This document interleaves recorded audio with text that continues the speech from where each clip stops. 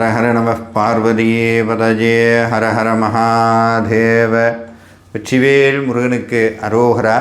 வரக்கூடிய மகா சிவராத்திரி, இந்த மகா சிவராத்திரின்னு சொன்னால் முதல்ல நமக்கு ஞாபகம் வருது கண் முழிச்சிருக்கணும், வெடிய வெடிய கண் முழிச்சிருக்கணும், தூங்காமல் இருக்கணும் அப்படின்னு. ஆனால் அந்த சிவராத்திரினுடைய மேன்மையை நம்ம புரிஞ்சுக்கணுன்னா ஒரு விஷயம் சொல்கிறேங்க. அந்த அடர்ந்த வனம், சரியான காடு, அந்த காட்டினுடைய ஒரு பகுதியில் ஒரு சின்ன சிவலிங்கம் மரத்துக்கு அடியில் இருக்குது. சின்ன சிவலிங்கம் மரத்துக்கு அடியில் இருக்குது. அந்த மரத்துக்கு மேலே ஒரு குரங்கு இருக்குது. அந்த குரங்கு என்ன பண்ணுது, அங்கிட்டு இங்கிட்ட ஆடி ஆடி தூக்க வராமல் என்ன பண்ணுது, வெடிய வெடிய அந்த மரத்தை பிடிச்சி ஆட்ட ஓட, இப்படி ஓட ஓட என்ன ஆகும், இலதலையெல்லாம் பிஞ்சு பிஞ்சு அந்த சிவலிங்கத்து மேலே விழுந்துக்கிட்டே இருக்குது. அந்த குரங்கு இருந்த மரம் வில்வ மரம், கீழே இருந்தது சிவலிங்கம். இந்த குரங்கு என்ன பண்ணுச்சு, ஒவ்வொரு தடவையும் அந்த வெடிய வெடிய வெடிய அங்கிட்டு தாவே இங்கிட்டு தாவே இதெல்லாம் பண்ண வில்வ இலை வெடிய வெடிய கொட்டிக்கிட்டே இருந்தது. வெடிஞ்ச உண்ண அடுத்த நிமிஷம் அந்த குரங்குக்கு ஞான உதயம் பிறந்தது. சிவபெருமான் காட்சி கொடுத்தார். குரங்குக்கு சிவபெருமான் காட்சி கொடுத்த அடுத்த நிமிடம் அதனுடைய பூர்வ ஜென்மமெல்லாம் ஞாபகம் வந்து சிவபெருமான்கிட்ட மன்றாடி வரம் கேட்டது. சிவபெருமான் ஒரு வரம் கொடுத்தார். என்னன்னா, இந்த அற்புதமான சிவராத்திரி நன்னாளில் 4 காலம் எனக்கு நீ அந்த வில்வார்ச்சனை பண்ணதனுடைய புண்ணியம், நீ அடுத்த ஜென்மத்தில் மிகப்பெரிய சக்கரவர்த்தியாக பிறப்பாயின்னு ஆசீர்வாதம் பண்ணார். அப்படி பிறந்த ஒரு அரசன்தான் முசுகுந்த சக்கரவர்த்தி. இந்த முசுகுந்த சக்கரவர்த்தி என்ன பண்ணார், அந்த குரங்கா இருக்கும்போது சிவபெருமான்கிட்ட கேட்டார், அப்பா நான் அடுத்த ஜென்மத்தில் சக்கரவர்த்தியாக பிறக்கிறதுல எனக்கு பெரிய இது இல்லை, ஆனால் மனுஷ முகத்தோடு நான் பிறக்கக்கூடாது, குரங்கு முகத்தோடையே பிறக்கணும்னு கேட்டுவிட்டார்.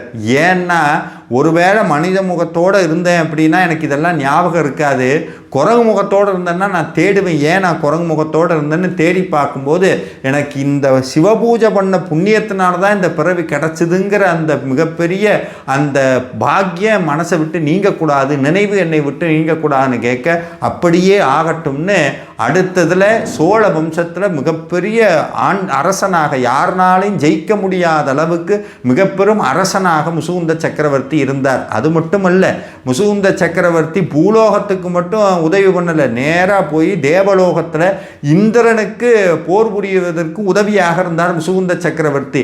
அவர் உதவி பண்ணதுக்கு நன்றி கடனா இந்திரன் உனக்கு என்ன வேணும்னு கேட்டார். முசுகுந்த சக்கரவர்த்தி சொன்னார், நீங்கள் பூஜை பண்ணுறீங்கல்ல ஒரு தியாகராஜர், அவர் எனக்கு வேணும்னு கேட்டுவிட்டார். இந்த தியாகராஜர் சாதாரணமாக இந்திரனுக்கு கிடைக்கல. மகாவிஷ்ணு இதயத்தில் வச்சு பூஜை பண்ண தெய்வம் தியாகராஜர் சிவபெருமான். அந்த திருமேனியை மகாவிஷ்ணு இந்திரன்கிட்ட கொடுக்க இந்திரன் வச்சு பூஜை பண்ணிகிட்டு இருந்தான். அப்பேற்பட்ட தியாகராஜரை முசுகுந்த சக்கரவர்த்தி கேட்டுட்டார். இதை கொடுக்கறதுக்கு இந்திரனுக்கு மனசு வரல. உடனே அதே மாதிரி வேற வேற 6 தியாகராஜரை உருவாக்கி மொத்தம் 7 தியாகராஜரை உருவாக்கி வச்சாங்க. இந்த 7 தியாகராஜரில் இந்திரன் சொன்னார், 7 தியாகராஜர் இருக்கிறாரு, இல்லை உனக்கு எது வேணுமோ எடுத்துகிட்டு போ அப்படின்னார். இவர் ஒவ்வொரு தியாகராஜர்கிட்டையும் போய் நின்னார். ஒரு தியாகராஜர்கிட்ட போய் நிற்கும்போது கண்ட தானாக தண்ணி வந்தது. அவருக்கு புரிஞ்சு போச்சு, இதுதான் உண்மையான தியாகராஜர், இதுதான் எனக்கு வேணும்னு கேட்க இந்திரன் சொன்னார், உண்மையானதையே எடுத்துகிட்டே நீ யாருன்னு வச்சு நான் என்ன பண்ணுறது, 7 நீயே எடுத்துகிட்டு போன்னு சொல்ல முசுகுந்த சக்கரவர்த்தி 7 தியாகராஜரையும் கொண்டு வந்து தமிழ்நாட்டில் 7 இடங்களில் கோவில் கட்டினார். அந்த கோவில்களுக்கு பேர் தான் சப்த விடங்க தலங்கள். விடங்கன்னா ஒளியில்லாமல் செதுக்கிய சிலைகள் கொண்ட கோவில் அப்படின்னு அர்த்தம். இந்த 7 சப்த விடங்க தலங்களுக்கும் ஒருத்தன் சென்று வந்தான்னு சொன்னால் எத்தனையோ ஜென்மங்களாக செய்து வைத்திருக்கக்கூடிய கர்ம வினையினுடைய தீவிரம் அவனை விட்டு குறையும்.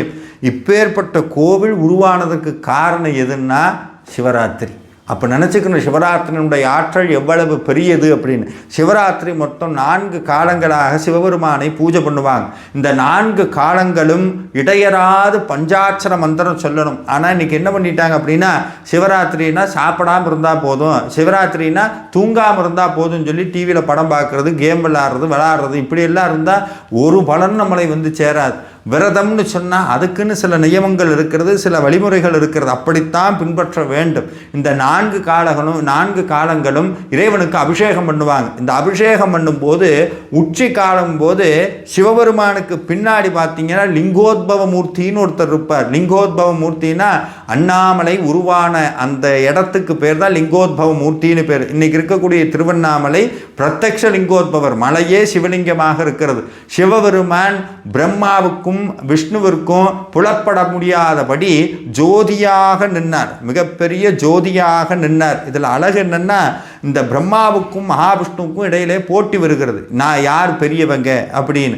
பிரம்மா சொல்கிறார் நான் தான் பெரியவன், மகாவிஷ்ணு சொல்கிறார் நான் தான் பெரியவர்னு. உடனே நமக்கு ஒரு சந்தேகம் வரும், என்னங்க இது கடவுளுக்குள்ளேயே சண்டை வருமா அப்படின்னா. இது கடவுள் நடத்தக்கூடிய திருவிளையாடு. அப்போ பிரம்மாவுக்கும் விஷ்ணுவுக்கும் இடையில ஒரு மிகப்பெரிய நெருப்பு தோன்றியது. அந்த நெருப்பு சொல்லிட்டு யார் என்னுடைய தொடக்கத்தையோ இல்லை என்னுடைய முடிவையோ காண்கிறார்களோ அவர்கள் தான் பெரியவர்கள்னு சொல்ல, மகாவிஷ்ணு என்ன பண்ணார், வராக அவதாரம் எடுத்து பன்றி அவதாரம் எடுத்து பூமியை குடைந்து கீழே சென்றார்.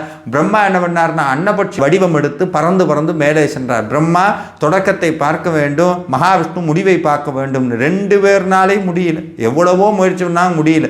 இப்படி பிரம்மா போய்கிட்டே இருக்கும்போது தாளம்பூ கீழே வந்தது, சிவபெருமானுடைய தலையிலேருந்து கீழே வந்தது. இப்போ பிரம்மா சொன்னார், தாளம்பூ இங்கே பாரு, நான் உனக்கு ஒரு வரம் தரேன், ஆனால் நீ எனக்கு ஒரு ஹெல்ப் பண்ணணும்னார். என்ன பண்ணணும் அப்படின்னா, நீ கீழே போய் நான் மேலே போய் நீ இருந்த இடத்த பார்த்துட்டேன் அப்படின்னு எல்லார்ட்டையும் சொல்லணும் அப்படின்னு. எல்லாம் முடிஞ்சது. இதில் என்ன அழகுன்னா, சிவபெருமான் இதெல்லாம் இந்த 2 பேர்னாலே முடியலன்னு முடிவு பண்ண உன்னதுக்கப்புறம் சிவபெருமான் தன்னுடைய நிஜரூபத்தை காட்டினார். 2 பேரும் தோல்வி ஒத்துக்கொண்டார். ஆனால் தாளம்பூவுக்கு ஒரு சாபம் கிடச்சிது, இனிமேல் பூஜையில் உன்னை பயன்படுத்தக்கூடாது, காரணம் பொய் சொன்னேன் அப்படின்னு. ஏன் பிரம்மா மட்டும் இதை செய்தார், மகாவிஷ்ணு ஒத்துக்கொண்டார்னா, பிரம்மா சரஸ்வதி தேவியினுடைய பதி, அவர் சரஸ்வதி தேவி கல்விக்கு அதிபதி.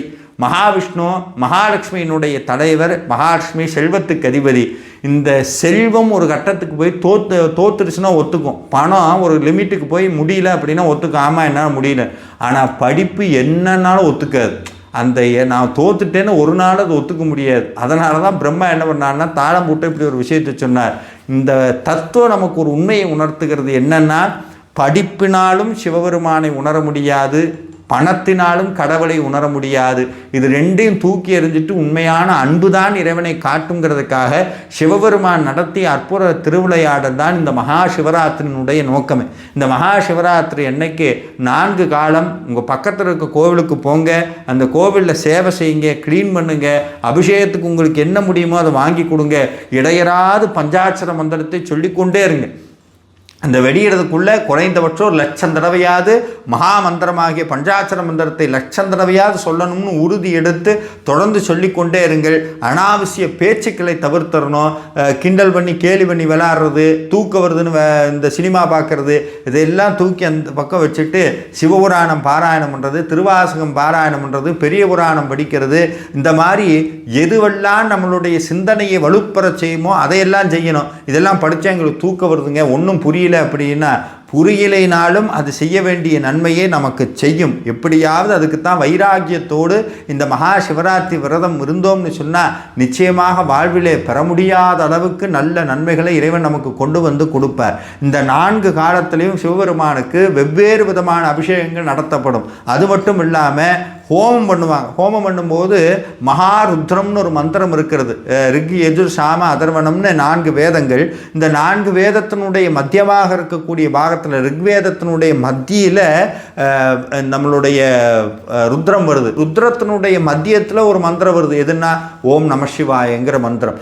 வேதத்துக்கு மத்தியமாக இருக்கிறது. வேதத்தினுடைய மையப்புள்ளியாக எது இருக்குன்னா சிவபெருமானுடைய ஓம் நம சிவாயங்கிற மந்திரம். இந்த மந்திரத்தை சொன்னோம்னு சொன்னால் 4 வேதங்களை சொன்ன புண்ணியம் கிடைக்கும். காதலாகி கசிந்து கண்ணீர் மழ்கி ஓதுவாதமை நன்னரை குவிப்பது, வேதம் 4லும் மெய்ப்பொருளாவது நாதன் நாமம் நமச்சிவாயமே. இது ஆன்றோர்களுடைய வாக்கு. அதனால் இந்த அற்புதமான காலத்தை பயன்படுத்தி ஒரு செயலை காலம் நேரம் சூழ்நிலை கருதி செய்தோம்னு சொன்னால் நிச்சயமாக அந்த செயல் வெற்றி அடையும். சிவபெருமானை வழிபடுவதற்கு உகந்ததான இந்த அற்புதமான சிவராத்திரி என்று இந்த விரதத்தை அனுஷ்டித்து சிவபெருமானுடைய அற்புதமான பஞ்சாட்சர மந்திரத்தை சொல்லி எல்லாம் உள்ள ஆடவல்லானுடைய அருளை பெற்று வாழ்வாங்கு வாழ வேண்டும் என்று கேட்டுக்கொள்கிறேன். நன்றி, வணக்கம், முருகாச்சரணம்.